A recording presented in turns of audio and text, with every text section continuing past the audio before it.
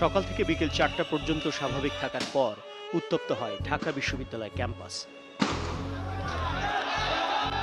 উপাচার্যের বাসভবনের সামনে জানাজা শেষে শিক্ষার্থীরা রাজু ভাস্কর্যের দিকে যাওয়ার সময় দুদিক থেকে টিয়ার সেল নিক্ষেপ করে পুলিশ।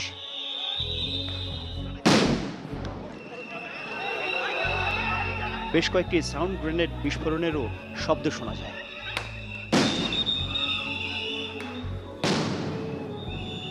পুলিশি অ্যাকশনে ছত্রভঙ্গ হয় বিক্ষোভ মিছিল।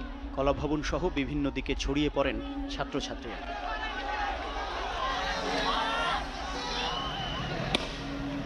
সে সময় মূল ক্যাম্পাসের ভেতর ঢুকে লাঠিচার্জ ও টিয়ার শেল নিক্ষেপ করে পুলিশ। এ সময় আহত হয় বেশ কয়েকজন। তাদের নিয়ে ঢাকা মেডিকেলের দিকে ছুটতে থাকেন সহপাঠীরা। এরপর বিভিন্ন হলের ভেতরে প্রবেশ করে শিক্ষার্থীদের বের করে দেয় পুলিশ। যদিও কোনো অবস্থাতেই হল না ছাড়তে অনড় ছিলেন আন্দোলনকারীরা। ক্যাম্পাসের ভেতর পুলিশি হামলায় ক্ষোভ জানান তারা। আমাদেরকে প্রথমে রাজু ভাস্কর্য সেখানে পুলিশ দিয়ে বাধা দেওয়া হয়। যখন আমরা বাধা পেরিয়ে আসছিলাম তখন আমাদের উদ্দেশ্যে গ্রেনেড ছোড়া হয়। এই সাহস পুলিশ কোথায় পেল? পুলিশকে এই ক্যাম্পাসে ঢোকার অনুমতি কে দিল? নীলক্ষেত মোড়েও পুলিশের সাথে সংঘর্ষ হয়েছে শিক্ষার্থীদের। দফায় দফায় ধাওয়া পাল্টা ধাওয়া এবং চলে টিয়ার শেল নিক্ষেপ।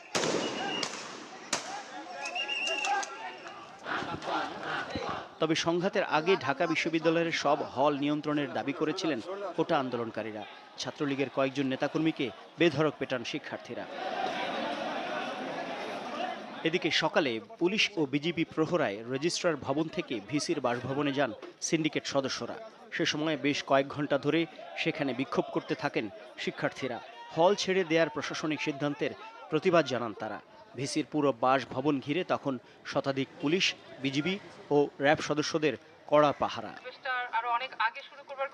অন্যদিকে অপরাজেয় বাংলার সামনে নিপীড়ন বিরোধী সমাবেশ করেন শিক্ষকরা। কোটা আন্দোলন ঘিরে শিক্ষার্থী হত্যা ও নির্যাতনের প্রতিবাদ জানান তারা। রংপুরের যে ছেলেটা, সেই ছেলেটা দাঁড়িয়েছিল, পুলিশের সামনে দাঁড়িয়েছিল।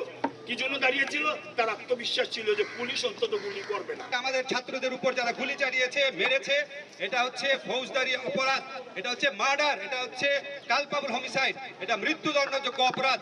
অবশ্যই এই অপরাধের বিচার করতে হবে। এক একটা আন্দোলনের মধ্যে দিয়ে নতুন দিনের সূচনা হয়। এই আন্দোলনের ইমিডিয়েট ফলাফল যাই ঘটুক না কেন, বাংলাদেশের জন্য এটা ঐতিহাসিক গুরুত্ব অপরিসীম। শাহবাগে আমরা দেখলাম বিজিবি সেখানে টহল দিচ্ছে।